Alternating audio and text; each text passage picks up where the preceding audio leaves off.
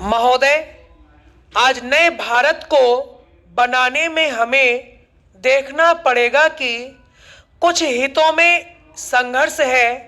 कुछ लोग हैं जो स्थिर स्वार्थ वाले हैं, जो परिवर्तन नहीं चाहते हैं, और कुछ लोग हैं जो परिवर्तन चाहते हैं। विशाल जनता चाहती है कि समाज में परिवर्तन हो।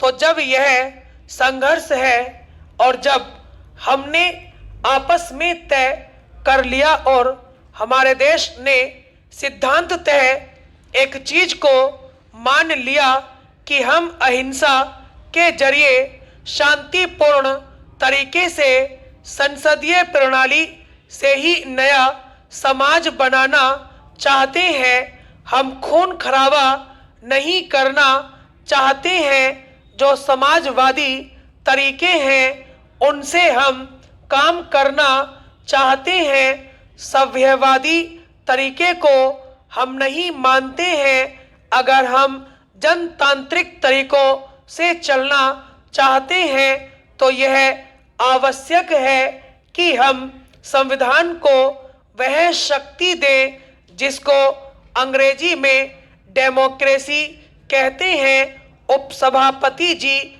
मैं संक्षेप में 2-3 बातें कहना चाहता हूं। हमारी संसद 3 भागों में विभक्त है। अकेले लोकसभा का नाम ही संसद नहीं है, अकेले राज्यसभा का नाम भी संसद नहीं है, अकेले राष्ट्रपति का नाम भी संसद नहीं है। लोकसभा, राज्यसभा और राष्ट्रपति, इन तीनों को मिलाकर संसद का निर्माण होता है। कोई भी बात या कोई भी कानून जब जनता के हित के लिए बनता है तो उसको इन तीनों ही भागों से निकलना पड़ता है। लोकसभा किसी चीज पर विचार करती है, फिर उस पर राज्यसभा और दूसरे ढंग से विचार करती है और उदारता के साथ और गंभीरता के साथ निर्णय लेती है। तब राष्ट्रपति के पास वह विधेयक स्वीकृति के लिए जाता है। राष्ट्रपति की उस पर मुहर लगती है और वह संसद का निर्णय कार्यान्वित होने के लिए चला जाता है। ऐसे कई विधेयक आए हैं जब लोकसभा ने उसे स्वीकृति दी और राज्यसभा की उस पर स्वीकृति न हुई। वह फिर लोकसभा के पास स्वीकृति के लिए चला गया, लेकिन लोकसभा ने फिर अपने स्टैंड को ज्यों का त्यों रखा। तो फिर राज्यसभा के पास स्वीकृति के लिए वह आया। एक समय ऐसा भी हुआ, मैं उस समय लोकसभा का सदस्य था जब इस प्रकार का प्रकरण आया था और वह प्रकरण दहेज प्रथा के ऊपर था। लोकसभा ने दहेज प्रथा विधेयक को पारित किया था, फिर उसके ऊपर लोकसभा ज्यों की त्यों अडिग रही। फिर राज्यसभा के पास वह आया, राज्यसभा ने भी अपने विचारों को ज्यों का त्यों रखा और लोकसभा और राज्यसभा में मतभेद की स्थिति आई तो उस पर एक संयुक्त अधिवेशन बुलाया गया। स्वतंत्रता के बाद शायद पहला अवसर था जब लोकसभा और राज्यसभा की संयुक्त बैठक हुई थी और संयुक्त अधिवेशन के अंदर गंभीरता से उस पर विचार किया गया और उस विधेयक को पारित किया गया।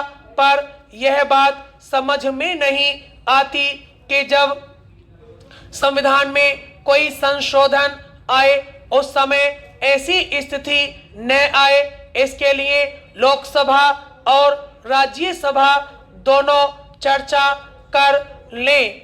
महोदय, आज चुनाव पर बल हावी है और जिन लोगों के पास काला धन है वे राजनीतिज्ञों को खरीदते रहते हैं, वे राजनीतिक दलों को खरीद रहे हैं। इसीलिए इस बात की आवश्यकता है कि चुनाव कानून में व्यापक संशोधन होना चाहिए, लेकिन इस बात की चर्चा राष्ट्रपति के अभिभाषण में नहीं है। यह इस बात को सिद्ध करता है कि सरकार का इरादा चुनाव कानून में संशोधन करने का तनिक नहीं है। वर्तमान अभिभाषण में राष्ट्रपति जी ने सरकारिया आयोग की चर्चा की है और उसमें उन्होंने यह कहा है कि सरकारिया आयोग की रिपोर्ट आ गई है। यह रिपोर्ट केंद्र तथा राज्यों के संबंध के सिलसिले में है और इस पर राज्यों की राय लेने के बाद सरकार इस पर विचार करेगी। सन 1983 से केंद्र और राज्यों के संबंध में सरकारिया आयोग की नियुक्ति हुई थी और करीब करीब 4 साल तक सरकारिया आयोग ने मेहनत करके लोगों के बयान लेकर के लोगों की राय लेकर के सरकार के पास अपनी रिपोर्ट प्रस्तुत की। मैं सरकारिया आयोग के केवल एक पक्ष की ओर ध्यान आकर्षित करना चाहूंगा और वह है राज्यपालों की नियुक्ति के संबंध में रिपोर्ट सरकार के पास आ गई है और सरकार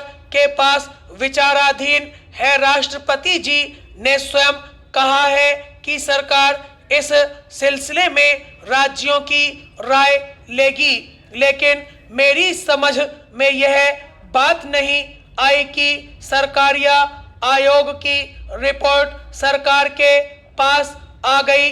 लाखों लाख रुपए इस पर खर्च हुए होंगे, लेकिन उसका उल्लंघन किया गया, उसको दरकिनार करके राज्यपालों की नियुक्ति की गई। राज्यपालों के पद वाद विवाद के बन चुके थे।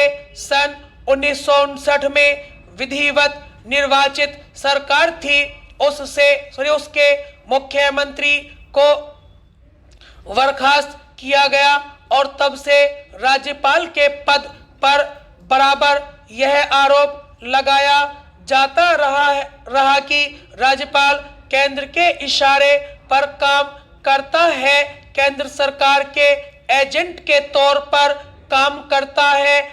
इन सारी चीजों के बारे में सरकारिया आयोग ने अपनी संस्तुति दी।